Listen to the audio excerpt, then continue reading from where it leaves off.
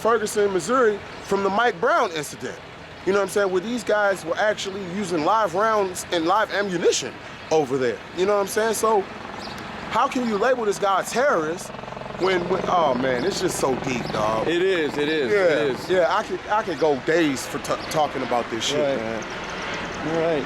And you know, I'm working with a lot of progressive police officers, whistleblowers, even police chiefs. There's police chiefs out there. Not sure if you're familiar. What's going on, baby?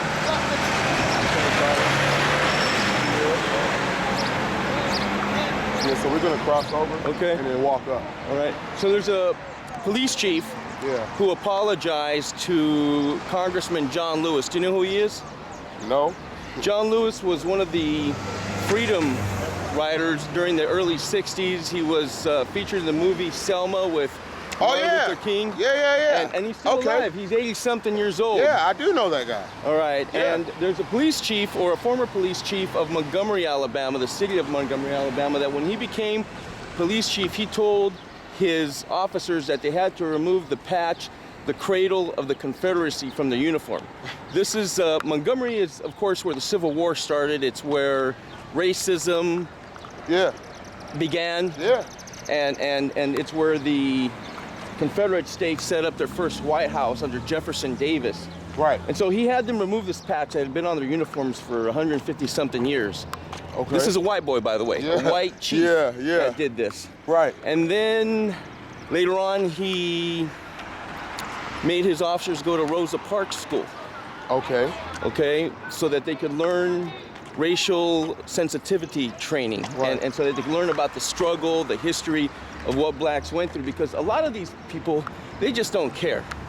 Okay, some of these officers, they don't care. They use the N-word or they use you know, words to describe, you know, thugs, punks, whatever that they use to describe the black race. Absolutely. But then this police chief by the name of Kevin Murphy, I've heard then of him. In 2013, at a delegation meeting where Congressman Lewis was visiting Montgomery, as he does every year to commemorate the civil rights struggle, this police chief apologized to John Lewis for all the treatment white cops had given to the black race. And that brought tears to John Lewis's eyes, and I can imagine to this police chief, because here's a white man saying, hey, I'm sorry, we did this. And I tried to talk yesterday to a lieutenant, and he just basically told me, get away, you're interfering with my investigation. I tried to talk to him during all that screaming and yelling. Maybe it wasn't an appropriate time for me to do that. But when is the appropriate time? You know what I'm saying? Exactly. And I think it's even John Lewis who said, if not us, you know who? If not now, when? Is what he said. And you know, I'm one of those people, I try to be optimistic, even though there's all this terrible, ugly behavior that's going on. This is what we're left with, man. You know what I'm saying? This is what we're left with, dude. And we didn't do this. Why would we burn down our own stores? This is the only store that we have that we're able to go and use with, you know what I mean, vouchers for our children. So, like, why would we do this to our own community? You know what I'm saying? It doesn't make sense, which tells you that there were some outsiders, you know what I'm saying, that did that. But that doesn't necessarily mean that they're from Ferguson. It doesn't necessarily mean that they're from this place or that place.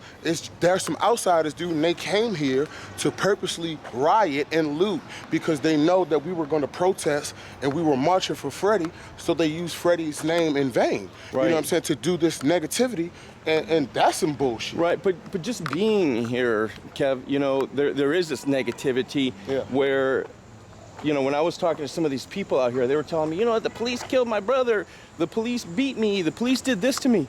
You know what? I mean, these are young people, and you know that they don't always think straight when they're young. So what's to keep them from burning shit down?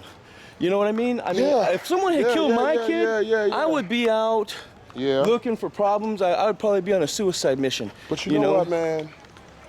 I mean, like I said, reality hurts. It sucks, right? And I'm not saying that you're not supposed to go on a war path, because that's your child, dude. Right. You know what I'm saying? You're supposed to be in that place. But how do you keep it in check? I think a lot of people, they want to understand that. White America especially, well, Yeah. why are these thugs burning their own buildings, is what they say. You know, Because- as they sit behind in their nice home. We're doing this to let you know that without the people, you don't have a city. You know what I'm saying? Like, without us, you just have the stores. Who's gonna put the money in your pocket? Who's gonna come and buy all of the product that you want to sell? You know what I'm saying? Who's gonna do that shit if we're not here? But they don't seem to care. They don't. They don't at all care. You know what I'm saying? Because all they're going to do is move in the white guys, move in the Caucasians, the people that don't mind spending hundreds of thousands of dollars, that actually have a job. You know what I'm saying? And they moving us out to the county in the woods because they're calling us animals. So they're moving us closer to the woods. It's crazy, man. Mm-hmm. Wow. And what is this here, this memorial? I've seen this, but I haven't really. Yeah, well, asked him. that's some of the memorial for Freddie. Uh-huh. And then the rest is over there on the wall. Okay. Okay, I saw that. Wow. All right, man. Well, thank you very much here. Yeah, man. You know, for taking me through this little walk and basically, you know, anything you want to tell the president here? Obama? Yes. Man, look. You're the first African American president, and I'm not by any means trying to criticize you and what you're doing, because I respect you in so many ways, right? But at the same time, dude, we need you just as much as you need us. You know what I mean? We voted for you because we believed in you. We believed that you were gonna stand for us. You know what I'm saying? And the fact that he hasn't been down here, you know what I mean? It kind of hurts when you live right next door. You're in D.C. Baltimore is 30 minutes away, 40 minutes away. You know what I'm saying? And you can't hop in a one of your big SUVs that you have and come down and give a speech at City Hall, or, you know what I'm saying? And try to encourage the people that things are being handled as best as possible. You know what I'm saying? And hey, man, like I said, I'm not trying to criticize you at all, Obama, on what you're doing. I just need you to understand that we need you, man. You know what I'm saying? If you're gonna do this, then do it. You know, if you're gonna be the first black African-American president, then be that to the fullest. You know what I mean? Do things that had never been done before. You know what I'm saying? And I know it's gonna take time to erase 200-300 years worth of bullshit that we had with these other presidents, and he can't do it in his term. But right. At the same time, dude, it's gotta start somewhere. You know what I mean? You have to start somewhere. Why not start here? This is the place. Would you sit down with him? Would I sit down and talk with Obama? Have a beer? Absolutely. Okay. Absolutely, if I had the chance to, you know what I'm saying? But I highly doubt it. Dude, who am I? Who am I, really? Besides the fact, before this whole Freddie incident, who is Kevin Moore? You know what I mean? You don't know me. You don't, why would Obama want to sit down and talk to a peasant? Well, you're not a peasant, my friend. You're a very wise man. You're a good man, and a lot of people love you because you are humble. Yeah. You are genuine. You speak from the heart, and I'm just honored to have gotten to know you, like I got to know David and Jacob. But see, I would want to talk to Obama, like, don't talk to me like you're in front of a camera, dude. Okay. You know what I'm saying? Talk to me like we from the same descent. You know what I'm saying? Talk to me like we know, man. Talk like a motherfucking like regular. You know what I'm saying? Don't be all like you're wired up and shit. You know what I'm saying? Because look, we don't need none of that fake ass. We'd have had enough of that shit. You know what I'm saying? So if I do ever have a chance to talk to Obama, I would hope that it would be on some realistically speaking, you know what I'm saying, type of situation. He used to be an organizer in the south side of Chicago.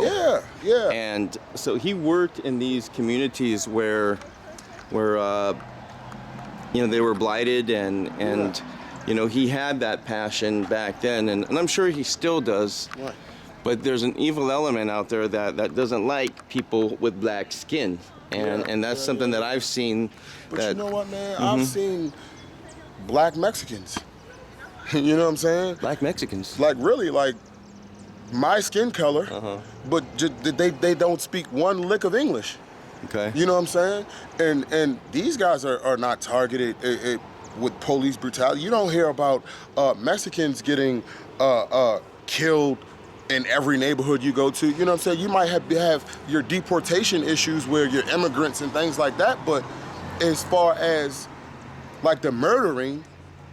Well, I'm going to tell you that that's slightly incorrect, because in California, there's a lot of Latinos that get killed. I even had a case involving a 13-year-old walking down the street with his little play BB gun, and this guy had a flashback that he was back in the military and thought he saw what was an actual AK-47 and just took out this 13-year-old. I mean, just... So then cut that last quote that I said. You know what I'm saying? Because I don't know. I'm just saying that I feel as though that we're being targeted more so than other nationalities. And you are. And you are. That's where I agree with. They're 100%.